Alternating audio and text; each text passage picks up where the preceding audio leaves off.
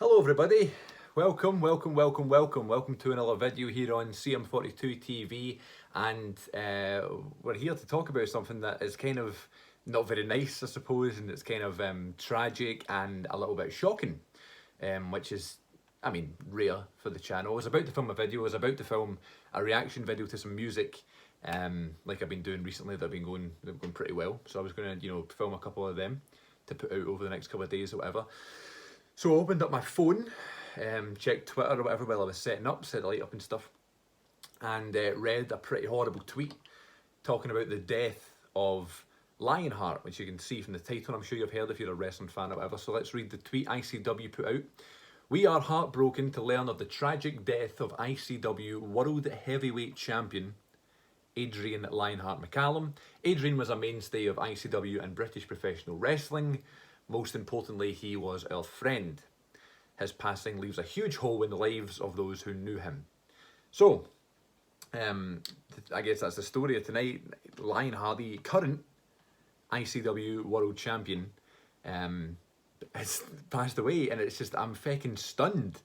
Absolutely gobsmacked is the word that I kept using, and I kept texting people, and it was the first word that came into my mind because it genuinely was that. I was absolutely gobsmacked and somewhat heartbroken, I suppose. But I don't tend to do this, right? When like a celebrity dies or a wrestler dies or something like that, and make a video about it and put all these tweets out and stuff, because I just don't feel like it's my place.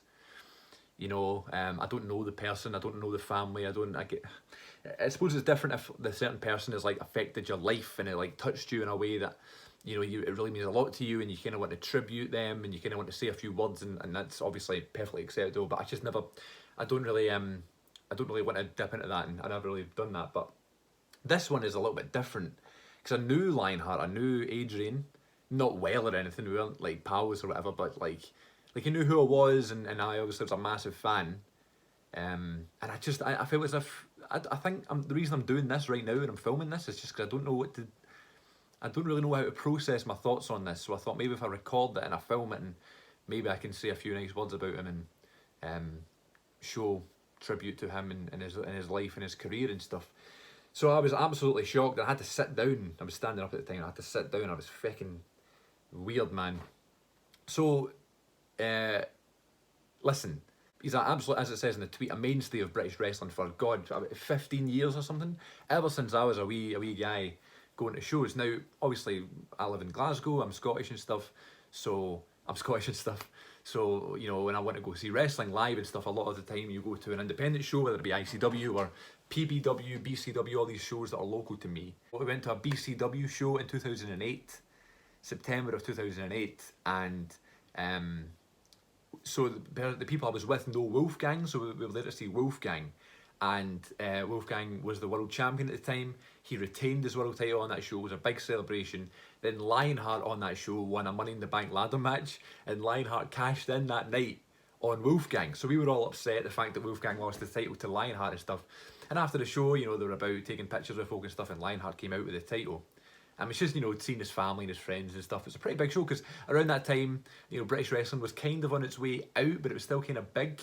It kind of went on a pure dip for a wee while, and I'm telling you something, man, like Lionheart and Wolfgang and Red Lightning and that crew, BT Gunn, Grado, that crew, the total resurgence of British wrestling came a big deal from those guys and that group. But so anyway, after the show in 2008, Lionheart came up to us and he could see that we were all upset, and he kind of knew the people who knew Wolfgang and stuff because they were pretty good pals, and he kind of came over to us and was like checking we were all right and telling us that, oh, well, we're actually pals, and he took pictures with us. I've still got a picture. I don't have it on my computer. I was trying to find it. I was going to tweet it. I only found one from 2010 that I took with him at an ICW show in Maryhill, the very early original ICW shows that kind of made me a fucking independent fan and like Scottish wrestling fan, was those early ICW shows, and Lionheart was a big heel. And he took this picture with me that I just looked awful in, but I was like, what age was I, 12, 13 or something? So I've got a picture upstairs printed out like on physical paper and it was on my wall for years, and it's me with the BCW world title that Lionheart just won, and so he was always one of my favourite wrestlers from there. And in 2011, Lionheart did like I think a seminar with Jeff Jarrett, and he did an angle there and Jeff Jarrett hit him with a guitar.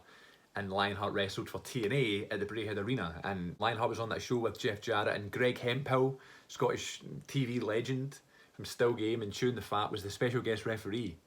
And it was such a big deal. It was in all the papers and all over Twitter and stuff. This match was happening, and we were all like, "Oh, well, Lionheart's going to TNA," and it just never happened. And then he tragically broke his neck, taking a Styles Clash, retired, got neck surgery, came back to wrestling the year after because he was a fucking machine. And I was there. I was fortunate enough to be there a few months ago, 6 months ago, at the Hydro in Glasgow, where he won the ICW World Title. And it was like this big comeback story, and it was like, you know, hoping he was going to win the title, and it was the main event of the Hydro, and he won the world title in the main event of the Hydro. Brilliant. And again, the current champion, he just won another company's world title. What day is it? Wednesday? 3 days ago on Sunday at the Garage in Glasgow. It's just fucking bonkers. I just couldn't believe it, and I'm just trying to like talk about some of my favourite memories and stuff. One that I'll just tell it quickly, and I'm rambling here, but a wee story that I have, that Lionheart was doing a competition to win tickets to ICW's Hydro show, Fear and Loathing 10 it was, in 2017, right? And Lionheart was doing a competition on Twitter to win two free tickets, or a free ticket or something. Yeah, 2 free tickets to ICW at the Hydro, and he said it's going to be a promo challenge. So people should send in a promo, he'll judge them and put you through at the finals. So I hadn't got tickets to the show yet, I really wanted to go. Lionheart was wrestling Rob Van Dam on the show, and I really wanted to see that match live. I just didn't have, I was in college, I didn't have a lot of money at the time. And I made this promo in my college, I sent it into Lionheart, and me and another girl got through to the finals through this promo that you can find on Twitter, by the way. It's still there if you search it, at CM42TV and ICW Hydro promo or something like that. It's on there.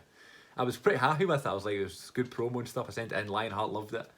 And then the finals of the competition was that Lionheart was going to be based somewhere having his lunch in town, and we had to go and find him, me and this other girl that was in the finals. And Lionheart put clues on Twitter, and you just had to find him in town, and if you found him, you won the tickets. So he was in, where was he? Juicy Lucy's, I think, the wee restaurant in Glasgow. He was in there with referee Thomas Cairns, who's actually quite good pals with some of my pals. I've only met Thomas that one time, but that's a spoiler of the story. I found him, but I came second because the girl actually beat me to it, but the girl was very nice and she gave me one of the tickets, so we both got to go to the show. But it's just the fact that Lionheart ran this competition and he judged the finals and stuff. He saw my promo, he put me through at the finals. Then I found him in town, him and Thomas Cairns, having lunch, and he was so nice. He was always so nice, and I don't know if he recognised me because I guess I looked different, the fact I was older, but you know, I think he kind of knew who I was and stuff. So, and he always back in the day, actually, like in 2010 and 11 time, when I was like really a big fan of him and stuff, and right after that TNA thing, like I'd always like message him on Twitter and Facebook, and he'd always reply straight away because I was kind of wanting to get into like wrestling, and I was talking about the Scottish wrestling stuff on YouTube, and I did this wee podcast thing before, and with my mate Evan, and I put it on YouTube and stuff like that, and he would, I don't know if he watched it, but he would like comment on it and he would give me feedback and stuff. Like, he didn't need to do that. He went out of his way, you know, to do those sort of things. He was the full package when it came to wrestling, man. The full package. I mean, he could wrestle in the ring, he could talk, you know, he was a nice guy, good with fans, and like always doing charity events and always on social media, always posting promos online and stuff. Character wise, entrance, crowd interactions and stuff. Brilliant. And I kind of like the fact that he never made that jump to WWE, because it was always like, right, we really got behind someone like Drew or Nikki Cross or Noam Dar and Wolfgang, and eventually they moved on to WWE, and they were no longer our guys. It was like, they're just kind of like the Scottish guys in WWE, but Lionheart was always here. He was our homegrown big star. Everybody knew who he was, world champion all over the world, and he was our guy. And yeah, it's just fucking mind-blowing, and obviously gutted as a fan, but also, you know, I'm gutted for his friends and his family and all the, you know, the other wrestlers and things like that. He was always, I never heard a bad word about him, never once, you know, never once did I hear a bad word about him. He was always really nice, and I think I'm, you know, denying the fact he was a great wrestler as well. So I was always a massive advocate for him, and it wasn't because I was like, well, look at this guy, he's from Scotland, and everybody would just kind of be like, yeah, we know, you know who he is. But I was always a big sort of advocate for him, and I was always like, you should check this guy out, he's one of the best, and genuinely one of my favourite wrestlers. genuinely one of my favourite wrestlers. If you told me list a top 15, 20, I'm sure he'd be in there. You know, one of the best talents that the UK has ever produced, and it's an absolute tragedy that he died so soon, but also a tragedy that he never made that jump to WWE, because I think he would, especially in NXT, and now especially with NXT UK, man, he would have been such a big star there, because he was tall and he was good at everything, and he moved well, and he could wrestle, but he could also talk really well. You know, he'd done loads of like a bunch of angles where, you know, it was that sort of blurring the line of reality and wrestling. You know, he'd done one where he was wrestling Kenny Williams, and he took a bad bump and he was out, and it looked like he re-injured his neck, and the doctors were out, and Red Lightning was out, and Mark Dallas was out, and the match was stopped, and the crowd were all like in silence and shock and stuff. And then as soon as like 10 minutes had passed and he was just lying in the ring motionless, he kipped up, super kicked Kenny Williams and won the match. Like things like that, it was like, what the hell just happened? He was great for that sort of stuff, and he did a sort of program last year with Jackie Polo and Joe Hendry, that felt real, man. He was so good, I just can't believe it. Mental, absolutely mental. But again, I'm sorry for the ramble, and I'm sorry for the sort of just kind of talking at you, but I just kind of wanted to share some stories, some memories, just kind of wanted to process it, you know. I think I have now. Sometimes it's good to kind of talk about it, innit? So thank you for watching anyway. I hope you know, we can respect his family and all that stuff. You know, I mean, you would do that anyway, but I would say from now, you know, remember him as a great wrestler, as a great person, one of the biggest stars in Scottish wrestling and British wrestling, and go and watch some of his stuff on YouTube. You know, I'm winning the world title just there in December, and some of his promos were so good.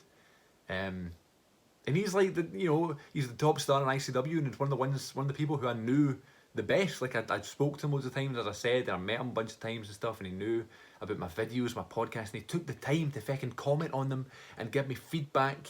You know what I mean? And entered me in a competition to win tickets because he knew how big of a fan I was and stuff. Mental.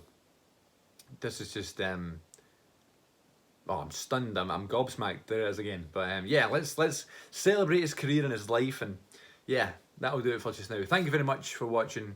I hope everybody's well, and I hope everybody. I don't want to get really deep here. I'm kind of wanting to save that for like lifestyle and mental health vlogs and stuff like that. But all I'll say is make sure you tell people that you love them, and you always give someone a hug if you think they need it, because you never know when it's going to be the last time. Do you know what he tweeted this morning? I think it's 7 in the morning.